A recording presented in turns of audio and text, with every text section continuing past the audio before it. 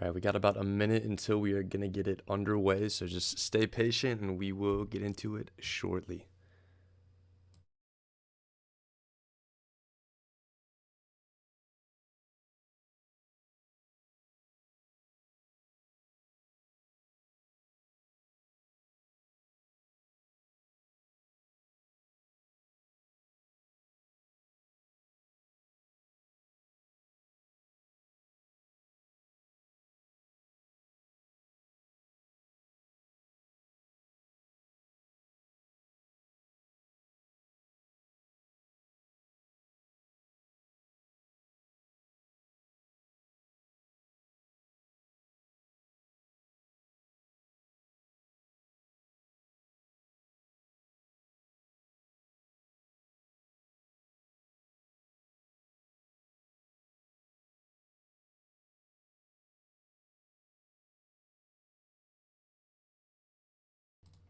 All right, there is the timer, and we are going to get started. There's Silpa being the first one to check in the YouTube chat. How's it going? Happy Sunday. And welcome back to another Sunday morning edition of our weekly stock market scan. Got plans tonight, so we can't do it at the normal time, 9 p.m., but we're going to get it out of the way bright and early. We'll have our entire day ahead of us. And if you can't make it live, no problem. People are busy on Sunday mornings. We are going to have the replay available on YouTube. But overall, starting the way we normally start off, we had a really good week last week, right?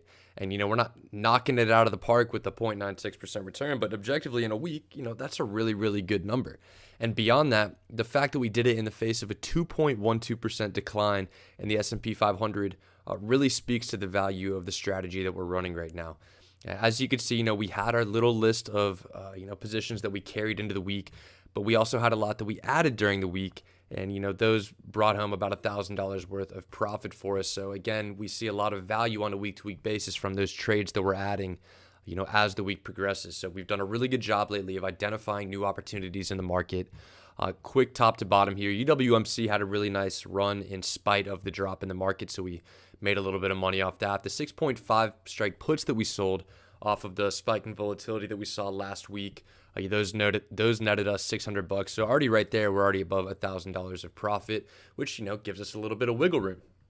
Our two long positions that we had, BRPM and PLTR with the shares, those lost us about $700. But combining our option selling strategies with those, we pulled $10 off of the puts and $240 off of the calls that we sold for Palantir. So we picked up, $250 back off that, a net loss of $130 on Palantir despite the continued drop. But hey, that's why we do what we do, to protect ourselves in weeks like this and protect ourselves as our stocks are dropping. Draftkings was a great one that we were in on. It towed the line a little bit at 35, and I could pull the chart up here to illustrate that a little bit. Give me a sec. DKNG. We're going to go to how about the 10 chart? We'll take a look at it that way. But yeah, you'll see 35 is our max profit point right here. Friday morning, it was a little bit dicey after the big post-Thanksgiving drop that we saw due to new COVID concerns. But again, we were able, with our option selling strategies, it's easy to have the quote-unquote diamond hands and not feel the need to sell every time something moves against us. Because even though we were in at 35, our break-even price was about 34.80. Or 34.60. So we knew we had a little bit of a cushion there to work with. We held through the end of the day. It rebounded above 35, and we were able to take home that profit of $420 to help push us forward, to a successful week. And, open is the same idea right here, the 15.5 strike puts that we sold. We could type in ticker OPN. There you go. This thing was dropping the entire week, and there was a huge drop off on Wednesday. I believe this is when we entered the position and took advantage of that. But again, our max profit point was at 15.5 right here, if I could draw it. The stock never even got down to 15.5, so even though it was dropping, we were able to take advantage of that implied volatility, sell some decent premium on these. I think we got 25 cents, and we took home $250. So again, two positions off the bat right there. That's $670 of profit for us, protecting us, against an otherwise pretty terrible week in the market where a lot of people got crushed out there. Corsair was one that we entered for 78 cents a premium. That one expires December 17th, so we're not too worried on a week-to-week basis where that one's sitting. We've got 3 more weeks until expiry on that one, but as long as it stays above 22.5, we are going to see that profit. And as of right now, it's 23.01, so it's sitting right where we need it to. We've got another 50-cent cushion, and beyond that 50-cent cushion for max profit, we have a $1.20 cushion for our break-even price. So we're happy with how that one sits. Fubo was one that we got in, JWN, GPS, and we could look at JWN and GPS really quickly because I think these were a good example. We had a couple questions. People reached out to me and said, how were we able to call the bottom on these? Like, how did we know when these things were going to bounce? And I think JWN is a really good example of one we could look to for that, right? Last week, we didn't want to get in on the earnings because if we back the chart up to the 180 day, you'll see there's a decent bit of variability. It looked like there may have been some initial support at the 26 range, but it broke right through that. If you go further out to the 1 year or even the 3 year, I think does a better job of illustrating it. There's definitely some tangible downside. So, below this 26 level of support, and we could even draw the line on here right now, right? You'll see that if we draw this line, extend it out to the left, it generally lines up back in 19 where it bounced off and lines up back between, September and October of this year where it bounced off that support level as well. But below there, where could you expect it to drop? It looks like there may have been a secondary point right around 24.50.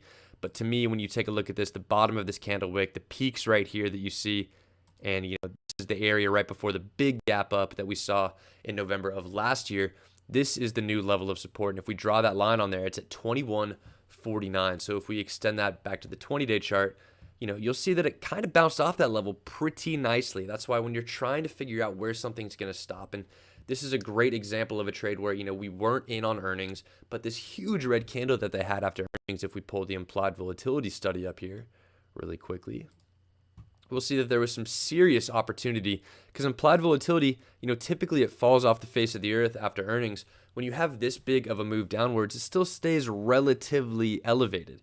And if we look at this on a 180-day scale, it'll become a lot clearer because we're looking for an implied volatility baseline right around this 0.56, 0.57 level, and it's still relatively it's still relatively elevated. So we could take advantage of that elevated implied volatility to sell some decently out of the money puts. And I think when we entered into this, it was right around here at 23, 24 after earnings. Or I think it was actually at that 22.5 level. So what we did, we gave ourselves a cushion, right? We sold 22 strike puts for 29 cents of premium. We know that means that our break-even price would be right down here at this red line. And while it did dip below the red line for a brief period of time Wednesday morning, it kind of scared us a little bit because we had a decent loss on paper at the time.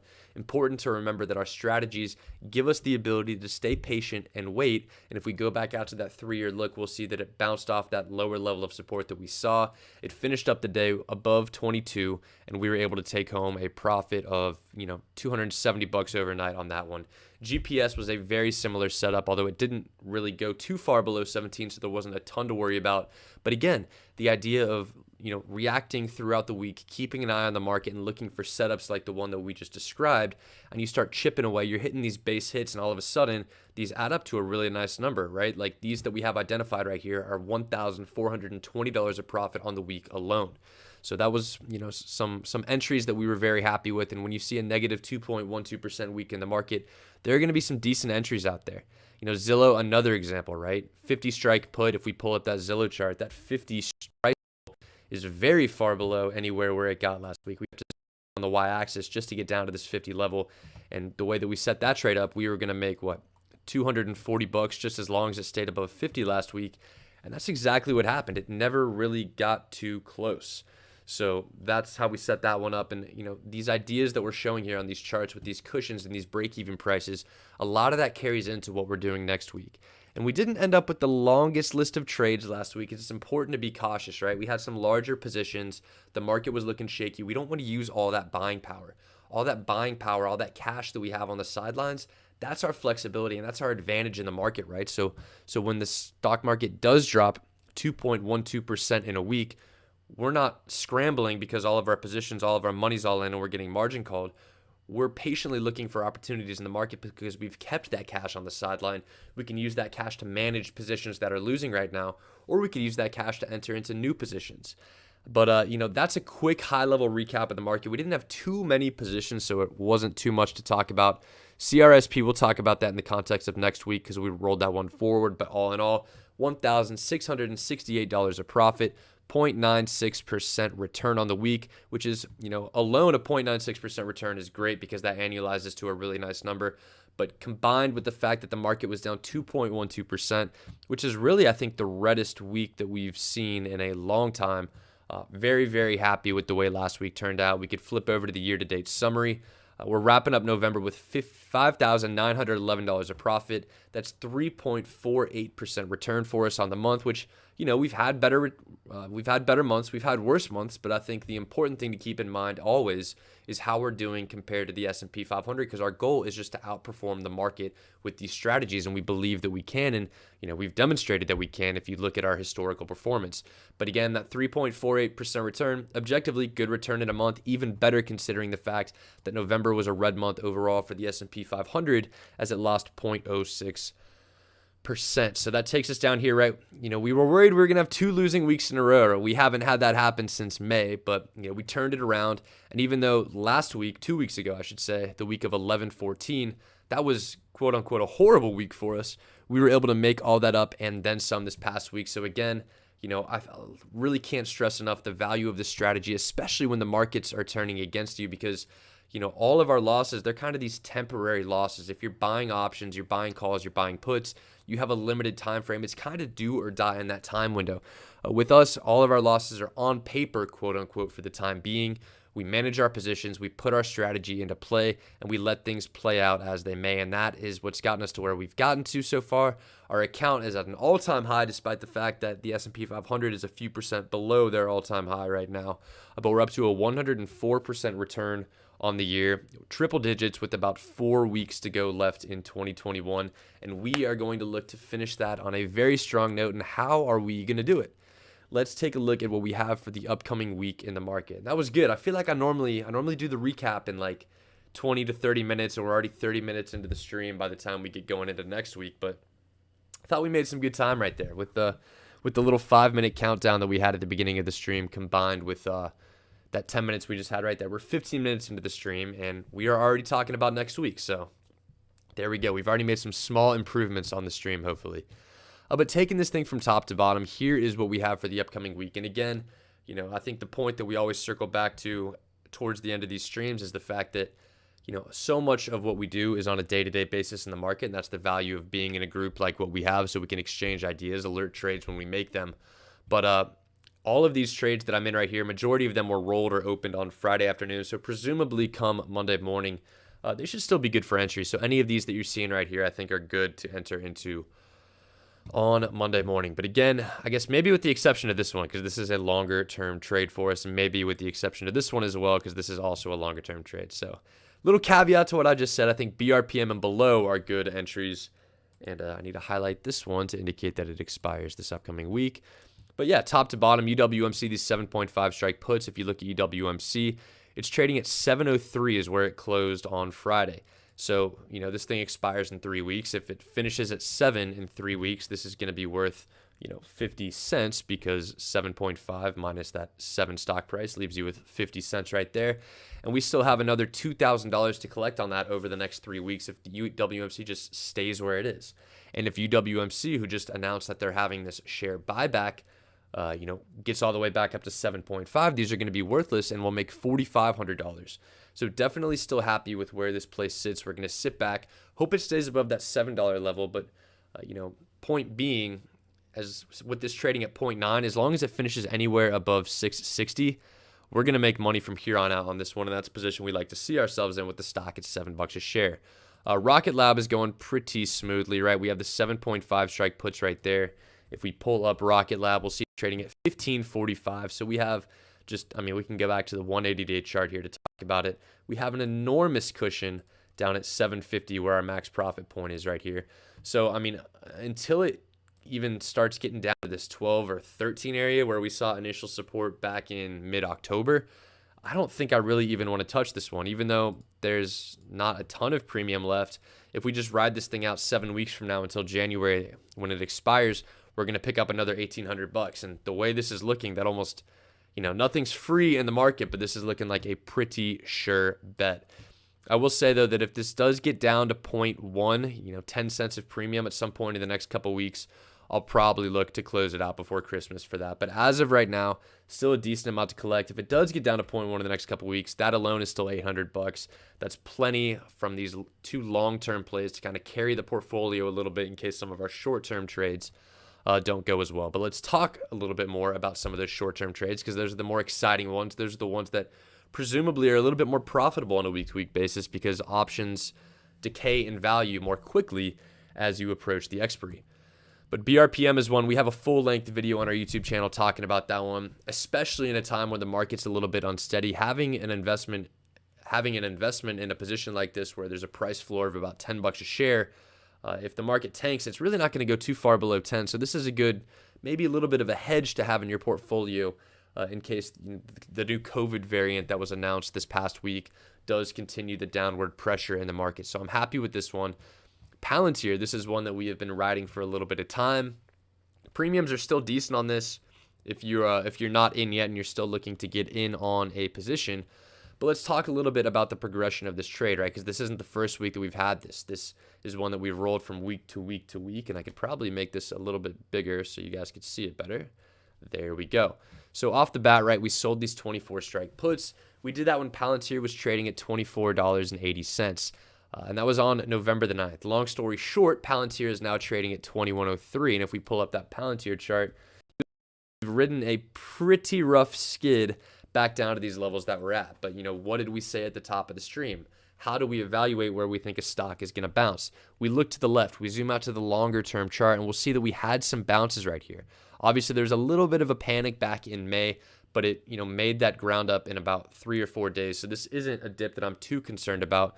But we'll see that there was decent support right around the 21.2 level, and we could, we've seen that play out because we've bounced off of that as resistance a few times. But as far as support is concerned, this $20-ish level I think should be really strong, and we've seen that play out, right? This isn't just us drawing lines after the fact. We were looking at it at this point, and then we drew those lines, and then it played out the way that it did, and it's, this is why we look at support and use this type of technical analysis, because it's played out pretty well.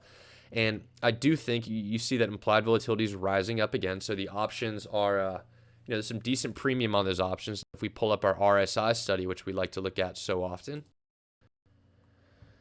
Come on. There you go. You see, it's starting to get back to a more baseline level. We loved it when it was in the blue because, when it gets in the blue, there's typically a little bit of a short-term rebound. That's what we saw. But we're hoping it could level out here and move back just towards this 22 level. If we could reclaim that 22 level, we'd be in a pretty solid position. But long story short, we've had a pretty short time frame where this has moved pretty sharply against us. But this is a great example of how we use our option selling strategies to manage these losing positions. So as of right now, how it stands, if Palantir finishes next Friday at 2103, we're still going to be losing money. We're going to have a 10% loss. But again, if we had just bought the shares straight up, those would be sitting on a 15% loss. So again, this is why we do this, right? If it protects our downside with the built-in cushion that the option premium gives to us. But long story short, we sold these puts. We manually assigned them. We're sitting on a decent loss from that. However, bit by bit, week by week, we're chipping away by selling calls, and we're also selling puts to create what we call a covered strangle as a part of our HT wheel strategy. So aside from the loss on the stock and the initial loss on the 24 strike puts that we sold, we've been able to recoup about $410 of this. And if Palantir gets back up just to 22, you'll see we're pretty much almost back at break even, right? We'll be in a position where Palantir has dropped 11%, and our loss is now only at 1.6%. But again, to the idea of patience with the option selling strategies, we can do this week after week after week after week as long as we need to until we get the desired result, which is breaking even or potentially making profit at some point down the road.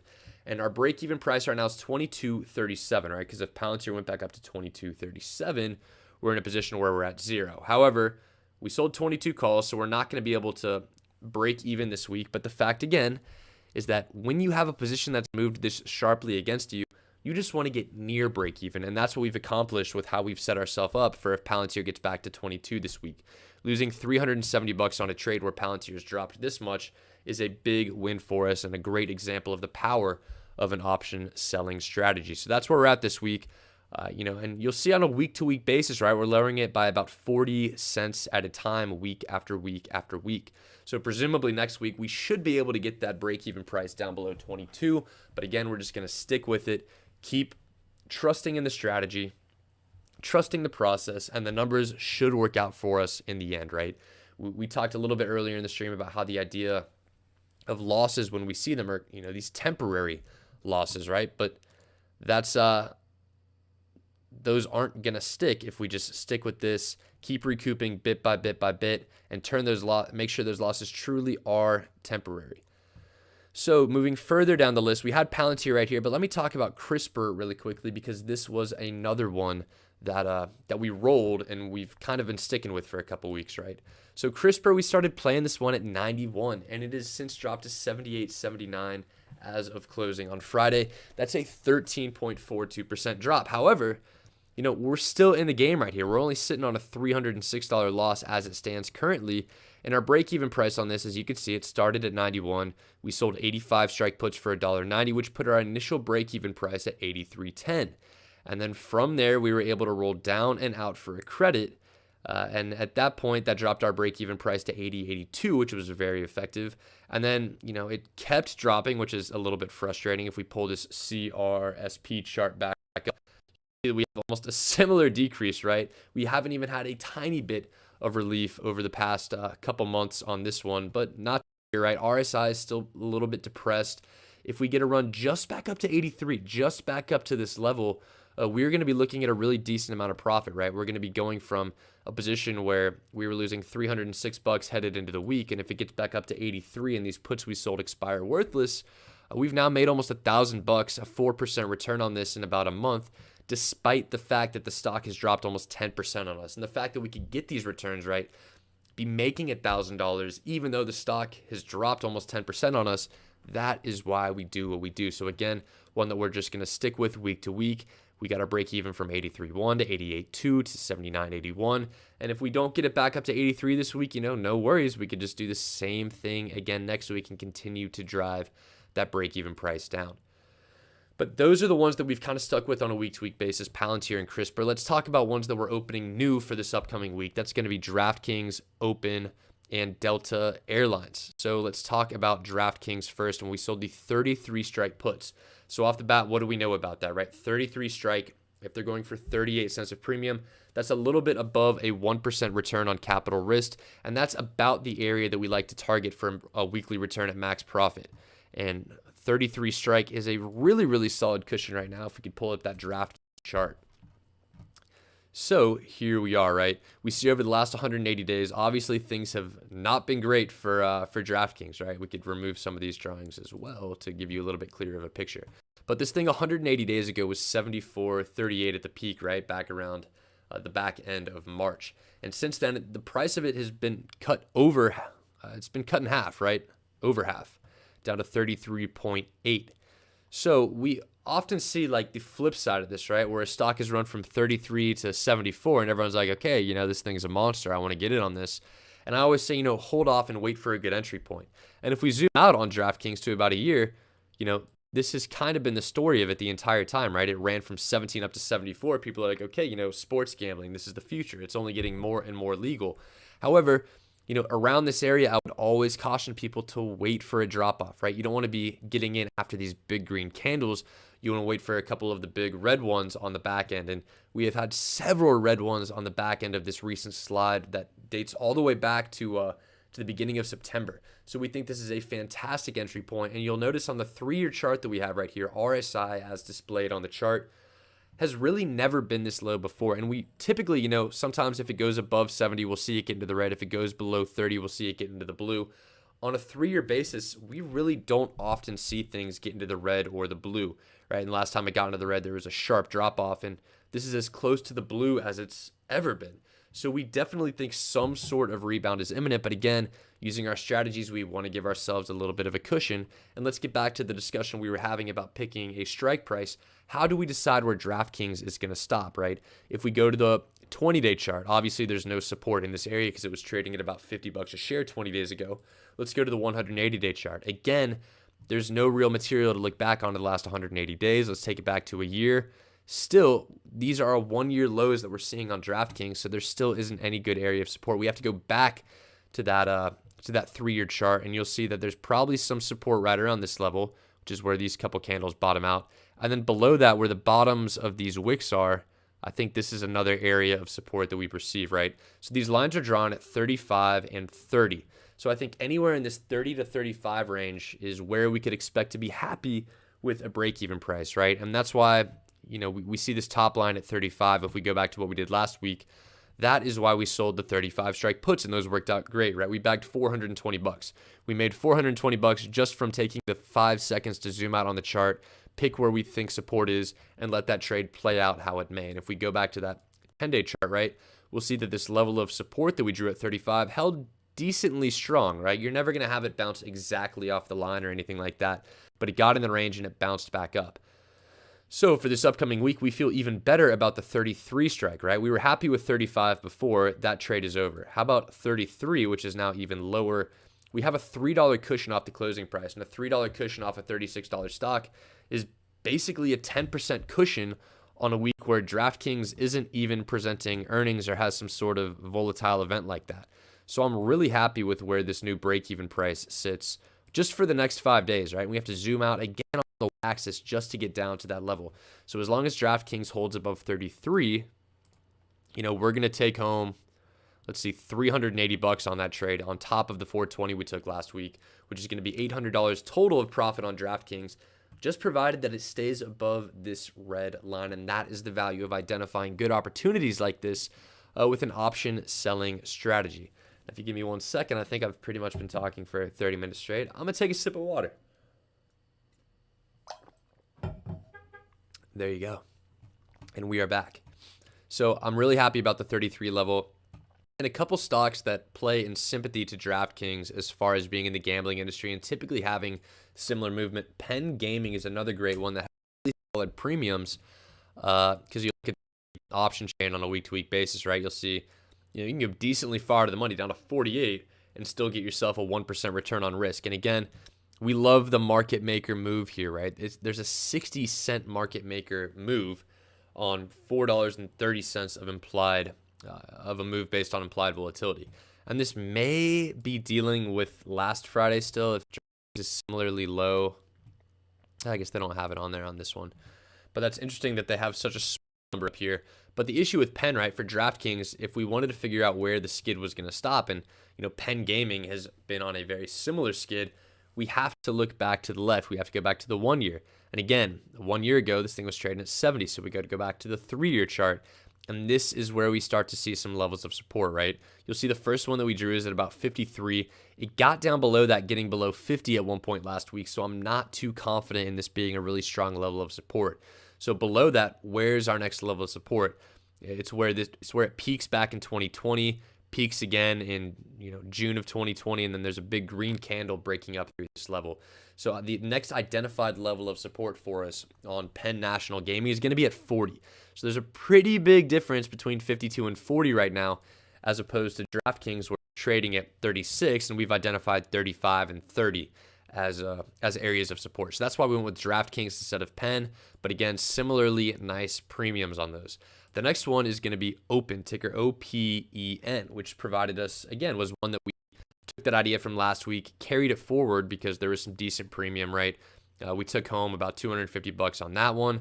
And there's still 34 cents of premium on the 15 strike puts. So let's see how that lines up. If we go to the 20-day chart, right, we're going to take away our old break even. We're going to remove that drawing. 15 is now our new max profit point. And again, last 20 days, there really hasn't been any price action that low. So from an RSI perspective, it's probably going to bounce at some point. We go back to the 180-day chart, and there you go. This is where we start to see a little bit of support. And while our max profit point of 15 comes in a little bit above where we normally would like, it looks like the bounce is more so off of 14.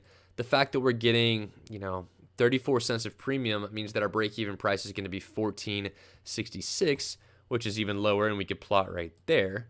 So a little bit of improvement as far as break-even price compared to max profit point. But if it does get down to 14, the premium around the money on this thing is fantastic, right? You can still get 65 to 80 cents of premium on calls that are pretty much right at the money. So, if we did get a sign with that 14.66 basis, we could lower that presumably by selling an at the money call for about 70 cents of premium, and that would get our break-even price down to this 14 level. So that's another important area to consider when you're entering into a trade.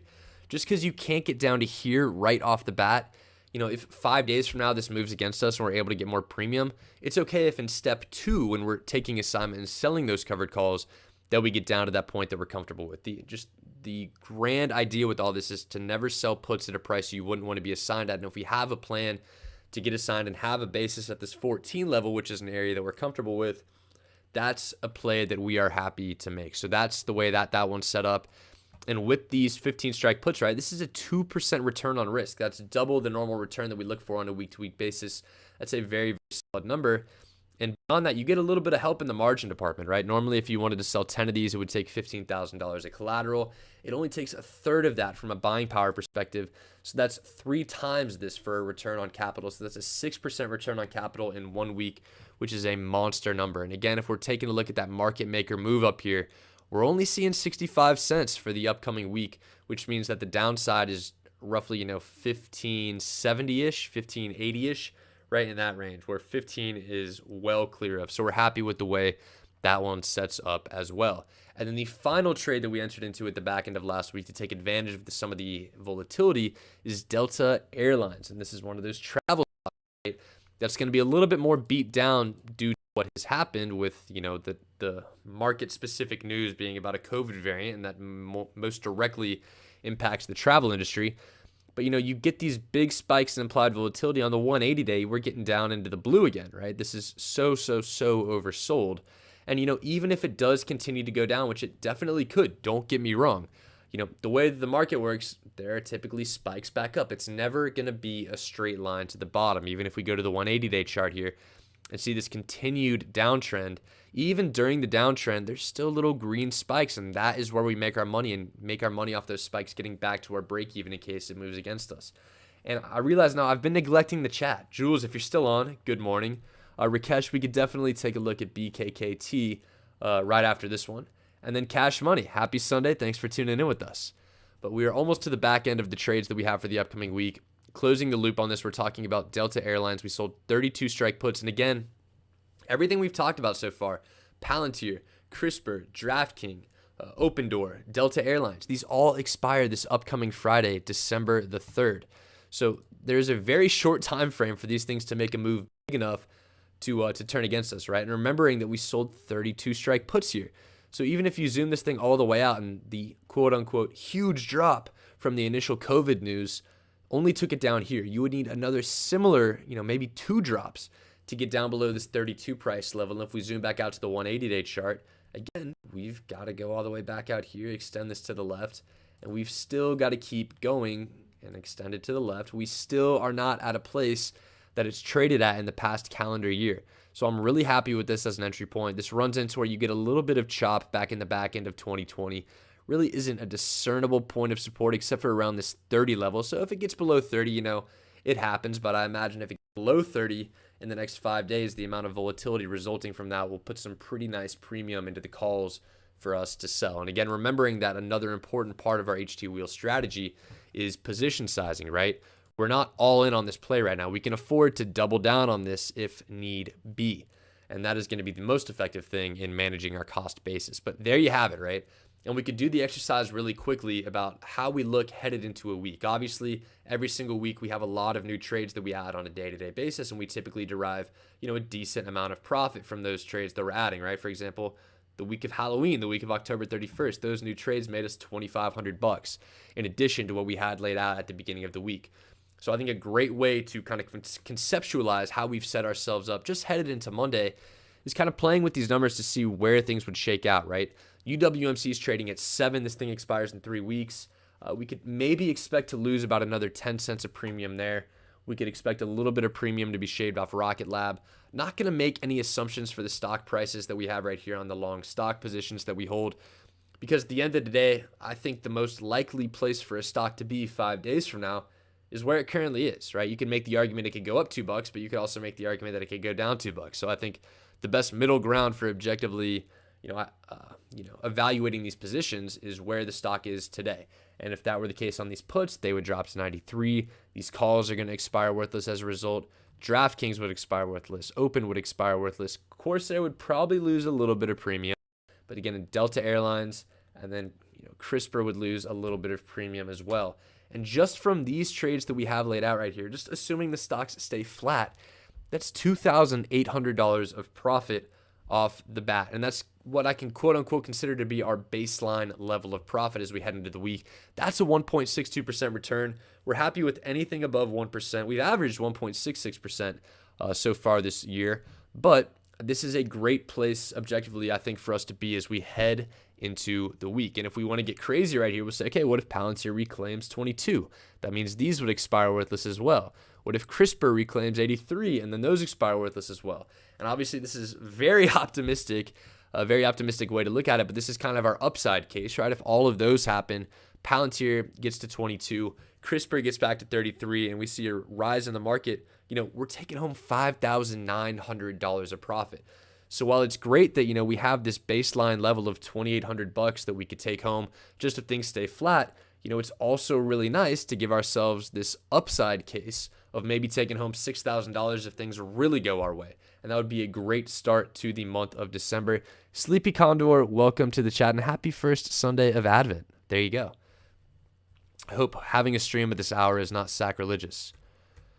But there you go. That's how we set up for the upcoming week. I love what we're currently sitting in. I'd go to the scanner and look at some other potential trades, but I think what we have is a very good starting place. Some of these are larger trades, right? We have 33 strike, 22 strike, 15, 83 strikes. They take a little bit more collateral. So I don't want to overextend myself too much because, again, we saw last week how messy things can get, and we still were able to pull out a profit thanks to the positions that we had ourselves in. But as messy as last week seemed, and this is a great point to make if you're watching this and last week you had a bit of money, look at the three chart. Last week was bad, and don't get me wrong, that's a decently sized red candle, about as decently sized of a red candle as we've had in a little bit of time. It can get a lot worse, right? This is the initial COVID crash, and if we had a similar crash from these price levels, we'd probably get right around this area. So there is a long way potentially to go down.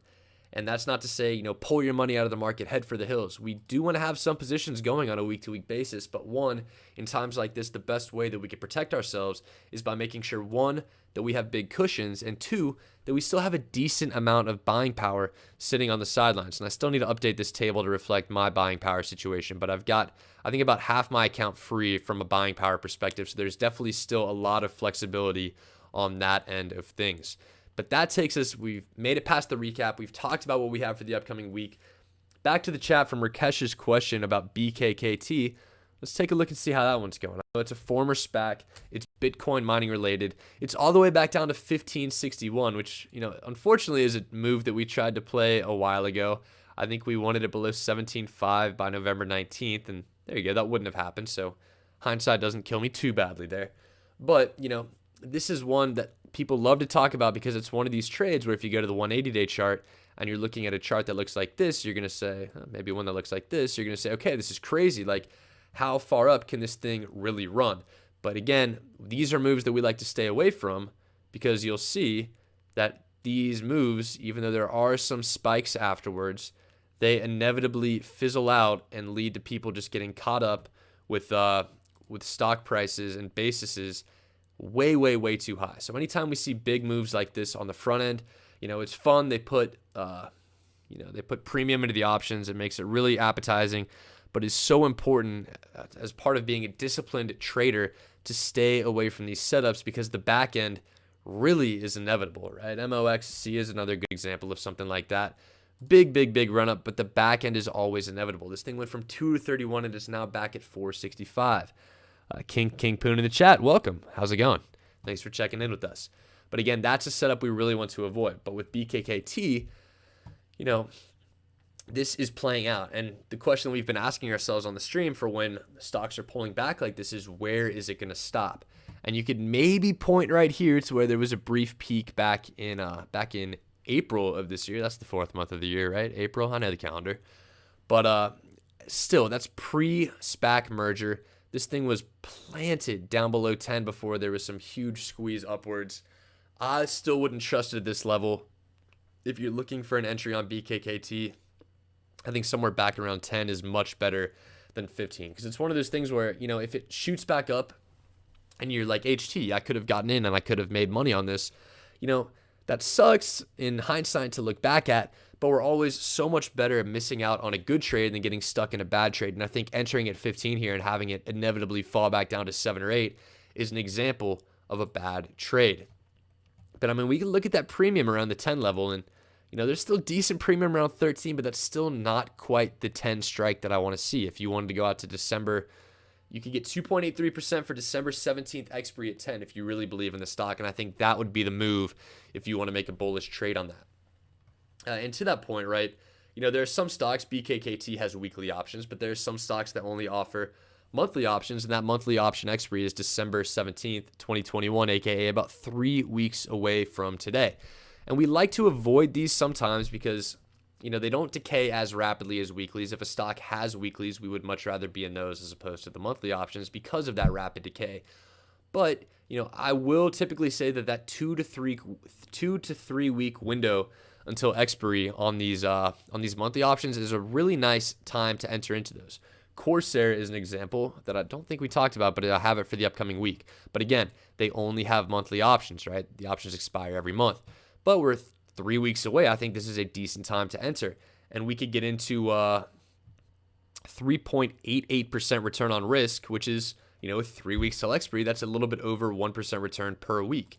And it looks a little bit better if we look at the buying power. It only takes about a third of that.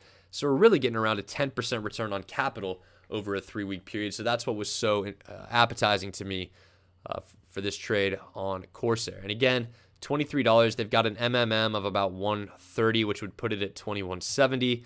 22.5 break even minus 80 cents a premium similarly puts you at about 2170.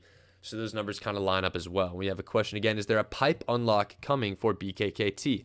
Off the top of my head, I have no idea, but a great way to check that out is if we head over to Twitter. And this is quite honest. It's great to look at the filings and understand, equity sizing and outstanding shares and actual dates. However, it is also far easier to just type in BKKT pipe, give that a search, and we will see, waiting for before the pipe unlock. There you go. So it has not unlocked yet. And there you go. All these Twitter accounts are talking about there's an upcoming pipe lock. 70% of the pipe. Okay, this is enormous. But again, there's this big drop off this, and this is the kind of stuff that we like to stay away from with these post-merger SPACs. There you go. We've got a question from King Poon. Any thoughts on the space sector? And we like the space sector, right? We're in Rocket Lab as well. However, we're in Rocket Lab. We sold 7.5 strike puts because of this idea, again, that I think 7.5 should be a pretty safe price level if we take a look at Rocket Lab on the chart, right? It's another one of these similar setups that we just saw with BKKT where there's this big spike on the front end. People get excited about that spike, but what do? When there's a spike like this, if I can get the implied volatility study to show under here, spikes like this also create spikes in implied volatility. So instead of being impatient and trying to chase it up here and make a bullish play, hoping that this, shoots up to 100 or something unrealistic like that, we take advantage of these spikes in implied volatility and we swoop in kind of under the radar, use that spike to sell some longer dated 7.5 strike puts. And we are currently in a trade where as long as it stays above this red line by, mid-January, we are going to hit max profit. And again, I think overall in this trade, we've been rolling Rocket Lab forward for a long time and just letting it sit on a week-to-week basis. From the time that we first entered into this back in September. So, if this thing expires worthless, we'll have made ourselves literally almost $10,000 on this. And that's a $10,000 profit on a stock when it was trading up here that we just needed to stay above here. These are the types of returns and like risk to reward trade-offs that are so nice from a value perspective in trades that we try to jump over all the time. So that is our idea on Rocket Lab. But again, the space industry as a whole, I really like, right? ASTR is another interesting one because it's gone all over the place, right? You see this big spike that leads to a spike in implied volatility. But, for this one, it's a little bit harder to ascertain where it's going to drop back down. Another one that I've got on my watch list is ASTR, which is, ASTS. I just did ASTR. There you go. This one's a little tougher too because there's definitely some tangible downside back down to this 7 level, but 10 has seemed like decent support. If it breaks through 10, 8 is decent support, but there's, again, another one with the monthly options. Still decent premium left on the 10s because you're getting 4.71% ROR. And I think you get a little bit of help on a margin perspective, but it's mostly cash secured. But that is the idea. That's kind of what I like, those three names, Rocket Lab, ASTS, and ASTR. But I do like them below the 10 level. We don't want to get too involved in the hype of some of these space stocks and chase at too high of a level. I'm trying to cut this thing off at about noon. We've got about 10 minutes left. Let's keep talking through some of the other things that are coming up on our scanner. Let's see what's going on. We are putting in our scanner high return on risk puts without earnings to make sure that we filter out those ones with earnings. So we're getting pure option premium, and we could load that in off the bat by going to load scan query personal. And how do you get this loaded into your Thinkorswim module, you may wonder? Well, the answer is we share all of our scanners and things like that. Hourglass-trader.com. It's always going to be free to join the streams. It's always going to be free to join the Discord server. It's always going to be free to learn the strategies. But if you want to help take your trading to the next level and start replicating some of these results that we've seen on a week-to-week basis, where we literally have not lost money a single month in 2021, we're over 100% return on the year. If you want to replicate that, get alerted to every single trade as we make them. And this, probably be a good time for me to pull the old Discord tab onto the main screen. You're going to go to hourglass-trader.com. You're going to go to join HT Premium. We have a free week, no strings attached. You could cancel without any financial obligation for the monthly program. 25% off if you're in it for the long term. And again, $25 a month or $225 a year. Just these trades that we're putting out bit by bit. If we go back to the recent week that we had, even just small alerts like this, we're making 420, 250, 250, 270, 240. This thing pays for itself pretty quickly, and I think those who are on the stream right now and are HT Premium members can attest to the value that we have right there. But what do you get with that? You get our premium Discord server channels where we have a lot more discussion. We have our trades. We alert them as we make them, right? Every single thing that we've talked about that we did last week was alerted. You get tagged. There's an alert where we made that $600 of profit, which would pay for 3 years of HT Premium, just saying. But you're getting entries, you're getting exits, so you can do exactly what we do as we do it. We also have a couple other channels in there. Every now and then we'll write up some trade plans. There's a video we made about BRPM. We have our watch list on here. And then here you go, the option scanners right here. We have links on our website to all of the option scanners that we have right here. So you could be using the same exact scans that we use when we try to come up with our trade ideas on a week-to-week basis. But, not going to bore everyone to tears with the little self-promo here. But if you're looking to really take your trading to the next level, get that last step in learning and being in a great community of smart, intelligent, and successful option sellers, HT Premium is going to be the way to go and the way to do that. But, back to what we want to talk about. And here we go. We've got what do you recommend for small accounts, just size down from 10 to 1 contract? Absolutely, right? And, the numbers that we have in our accounts, we're up to $175,000 in our trading account, but we didn't start with the $175,000. If we go back to 2020, when we started publicly tracking this thing, we were at $76,000. And even further beyond that, what inspired us to start tracking in the first place was we started 2020 with $32,000. And even $32,000 might be higher than what you've got, but the idea is, everyone starts somewhere and we could all get to the same place. Hey Cliffo, what's going on? Welcome to the chat. And appreciate the support. But the idea is what we're trying to replicate isn't the fact that, I made $2,000 last week. You can make $2,000 this week regardless of account size. That's just not the reality of the situation. And, trying to swing above your weight, live above your means, and not be patient is a really good way to get back down to where you started and lose money in the long run. Patience is so key. And I got to be honest, we've been tracking this for a year and a half publicly, and we've grown from 76,000 all the way up to 175,000 off just 18 months of publicly tracking our trades and what we do. And that's not to say you're going to be starting out at 75,000 and you could do the exact same thing, but the idea is, what's a year and a half in the scheme of things, right? I'm sure your investment horizon is 5, 10, 15, 20 plus years. If you can get this kind of growth and get to a level where you're then consistently pulling a couple $1,000s on a weekly basis, that is a good place to be. And that's a place that you could get to. It might not be next week. It might not be next month. It might not be next year. But if you're patient and, have some personal finance discipline on the side as well to add to that, That is how you're going to get here. And we could all get here, right? The stock market technically is a zero-sum game. There's always a winner and a loser of every trade. But if you're patient and focus on compounding these smaller percent gains, you can get to where we have gotten. It's not an impossible thing. We didn't get impossibly lucky. I didn't buy AMC calls and then it ran up 1,000,000%, right?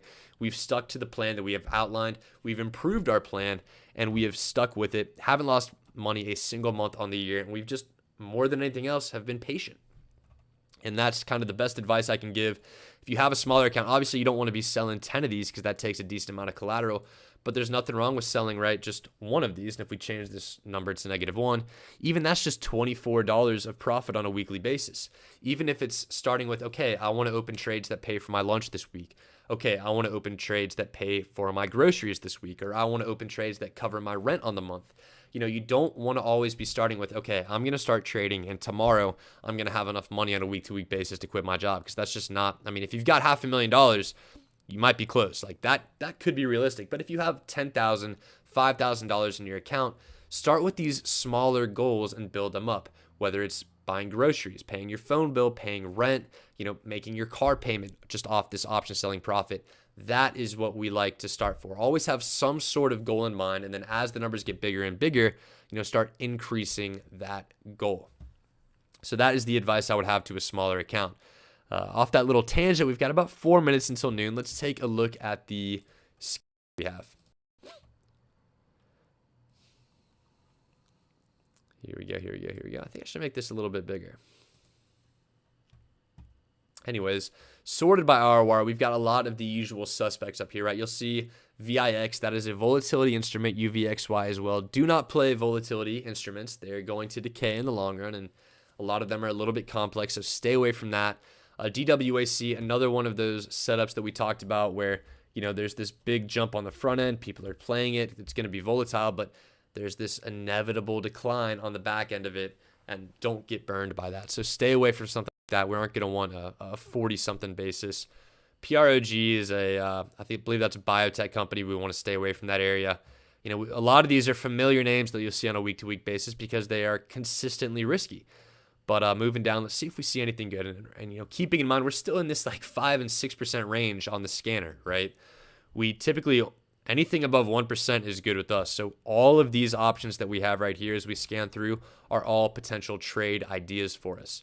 But let's get back into, let's see, any familiar names right here. GPS, I saw it a second ago when I was scanning GPS, 17 strike put. That's what we did last week, right? And that's on the back end of a pretty big drop off. There's a 32% implied move on the market maker move, which means that, $17 is conceivably the downside here. And you could even go down to 16.5 and still get a 1.32% return on that. That's not too bad either. And it's tough because, again, this is one where there isn't a really easy area to point to for support. But if we go back to that 3-year chart, we could start to see that I think this level right around here looks decent to me. This is that $15 level. So if it did continue to drop from here, that is 15, 16 is where I would expect it to settle. So somewhere around this area, this isn't the worst in the world either, right? You get a lot of help from a margin perspective, right? It normally would take $15,000 to sell 10 of these. It only takes $2,000, which turns this now into a 5% return on your capital with the really nice break-even price. So 16, the GPS 16P might be something I put on my little list. Here we go. We'll go GPS 16P, something to keep an eye on for Monday morning. And again, we don't want to put all of our capital into the market first thing Monday morning because as we've pointed to earlier in the stream, a lot of the premium we make on a week-to-week basis comes from the trades that we open during the week. And circling back, those trades that we open during the week are alerted in our Discord server, and that's where a lot of that value is from, being able to act on a day-to-day basis in the market and be able to pull, this week when we opened all these new trades, $2,500. So back down, GPS 16 strike puts look decent. And the scanner is a lot more interesting on weeks where the market has just gone down 2+%. So that's also something to keep in mind. We have a lot of options in here as we take a look at this. Etsy is way above where I would want to play it at. Firm is pretty elevated as well. Let's see if the JWN, that was the one that we just got in and out of, and it's relatively similar to GPS, So I think I would stick with GPS instead of JWN. And JWN is Nordstrom, GPS is Gap, both similar clothing retailers. And as far as diversity in positions and diversity in strategy, we also want diversity in stocks. And that's not just saying, okay, I'll open half JWN, half GPS. I mean, they're really, really similar stocks. So are you really, if you go 50-50 between JWN and GPS, are you really diversifying yourself that much? And I think the answer is no. Beyond, this is an interesting one too. Let's take a look at this because this could be good. Got down to 76.72 last Friday. Another one where if we look to the left, we see that support level right here, and then we see secondary support right around here. That secondary support is at that 55 level. Primary support's around $71. So let's see if we can get any premium around $70. And the answer is we absolutely can, right? We can get 1% return at 70 on the dot, and another one where you get a lot of help from a margin perspective. And that's not to say, go all in on these 10x leverage plays just because you have buying power. Don't do that. Always be mindful of how much money you still have from a cash secured basis.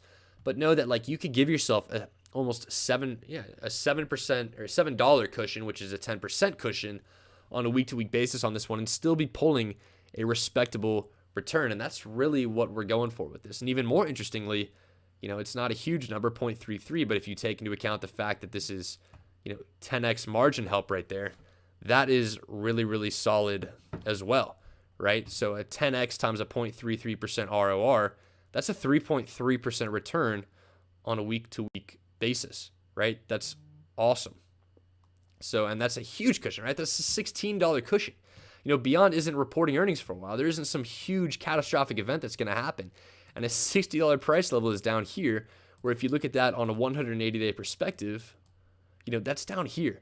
That is, that's pretty good. That is pretty good. That may be more tailored for the margin crowd.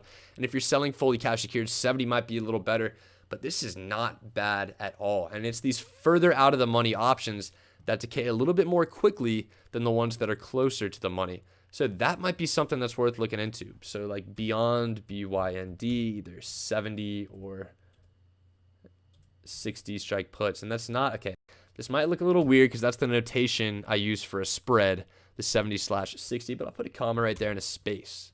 There you go, clear as day, right? But again, back to the scanner. Look at that. We already have a couple interesting options as we head into the week just off of the scanner here. And again, a good point for the scanner is, beyond that we were looking at, that was the 75 strike put that popped up. And while we don't necessarily need to sell a 75 strike put, if we know that there's premium at 75, there's probably premium at other strikes as well. So just seeing that popped up is a good indicator to say, hey, let's go look at the option chain. Let's see where we can get some money.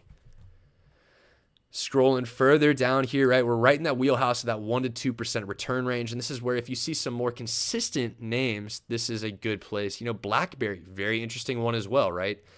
It was one of the initial AMC type stocks that shot up like crazy, but it has since fallen back down. And there's decent support right here at around $9 a share. It does, I don't think they have earnings because this scan is supposed to exclude earnings. But if you take a look at the 9 strike puts here, 0.84% return. Even the 9.5 strike puts, that sticks you with a $9.30 basis, which would get you, if you go to the 10-day chart here, that would stick you with this basis right around here. And that is the support that we just identified on the chart. So I think these look really, really nice as well. And I think these have to be sold fully cash secured. Okay, maybe not fully, but you need to have a little bit of capital down. But I think Blackberry, 9.5 strike puts, another really, really good option for the upcoming week. And I love red weeks in the market because the last couple of weeks we looked at the scan, it's like, okay, this looks okay, nothing's crazy, this is all right, but after a minus 2% week in the market, volatility is back and we start finding some deep value out of the money. And again, the big fear why the premium is in these options is because the S&P 500 dropped pretty sharply and people are worried it's going to drop further. Typically it does rebound, right? And look at this volatility right here. The implied volatility is as high as it's been in a long time. So could it go back down further? Absolutely. But remembering, even when it does drop down, it's never really in a straight line. We could have some short-term relief before a further drop down. And even if we get 1 week of short-term relief, these stocks that we're looking at, the options we're selling, the strikes we're picking, they're pretty far out of the money. So even if, the market does continue to go down, it could still go down and we could still hit max profit on these. So this is why we do what we do. Times like right now are where we make our money when volatility in the market is high. We want to keep some cash on the sideline because remember, things can always get worse from here. But, the inflated premiums this week, high volatility on a lot of different names across the market, there's going to be a lot of opportunity in the market. But this is what we've got for the upcoming week. We've got our eyes on a couple things here, and then we'll call out some different things in the Discord server on a day-to-day basis next week as we see them, right? A lot of the best opportunities in the market come during the day. So we're going to keep an eye out for that. But again, keep cash on the sidelines. Don't completely over-leverage yourself in positions off the bat. Having flexibility in a time like this is also important as well. It's easy to get excited by the premium, but don't go so far in that if the market does continue to keep dropping 3 or 4%, that you've lost all sort of flexibility. But this is our plan. This is what we've got. Got our eye on a couple names for the upcoming week. And that is going to be it for our stock market scan today. So for those of you who are able to tune in Sunday morning with us, thank you so much. I love the fact that I've got the whole day ahead of me. I can go outside, enjoy the day, not need to worry about streaming tonight. I can watch Sunday Night Football. Things are good. We've got some good ideas. We love the way that our positions currently line up for the upcoming week. And it is time to sign off. And again, talking superstition, the last time I didn't sign off properly was back on row 40 right here, the week of September 26th. We lost money. And then I believe this week, right here when we lost money as well, I accidentally cut the stream off before I was finished signing off. And I took the time to make sure I properly signed off last week, and we made money. So I'm led to believe that as much analysis as we do in the market, this is more important than anything else out there. So for those of you who are still on and sticking with us, this has been the Hourglass Trader, where as time passes, we make money. Thank you for watching, and hopefully we see you next week. Similar time maybe, with more money than you have right now. Thank you guys. And I will keep the stream open for a little bit because I know there's like a little bit of a delay, and I don't want to incorrectly cut it off. This is so important.